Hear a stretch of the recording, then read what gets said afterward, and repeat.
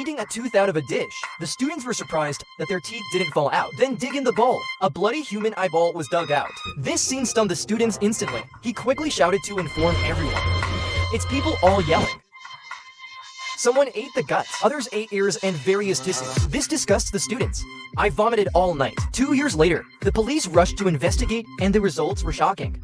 He quickly fished out dozens of pieces of human tissue, and judging by the wreckage, the victim was a 45-year-old young man. The principal said the dishes were all canned goods, so the police came to the manufacturer to continue the investigation. Human tissue of all sizes has been found. The police were shocked to find canned human flesh, leading them to wonder if it was part of a larger production line, and if the young man they discovered had been pieced together from these cans. The boss suggested a possible accident involving someone falling into the mixer. The police immediately rejected. This indicates premeditated murder, as no foreign residue was found in the can. Just when the police had no clue, the forensic doctor discovered skull incisions, indicating prior brain surgery. But only one person here can do the surgery.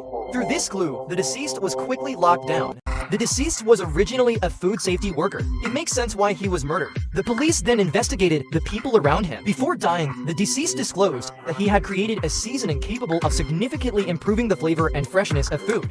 Once released, it's expected to sell out quickly. His death may have something to do with it. The police continued their investigation, while the forensic doctor discovered a high level of essence in the can. Suspicions turned to someone with access to the factory, as they could manipulate the canning process. But they all have alibis. At the same time, the police found that the deceased had 3 large amount transfer records, and the person who received the money is the same person, but he's in the vegetable business. How could this be related to the deceased? And they called the farmer in for questioning. Farmers say the deceased gave money voluntarily due to funding issues for product development. The farmer denied it. Such an investor. It's good if you don't take a box to supply it. I won't kill him. The trail breaks again, but the forensic doctor made an important discovery. Magnify the collarbone of the deceased. The cause of death was discovered, and they ran simulations. A needle this big would just go off the aorta. Blood to death. However, this syringe developer just disabled a farmer. They called him in for questioning, but the woman denied it again. She only admits that he developed with the deceased. But I will never kill him.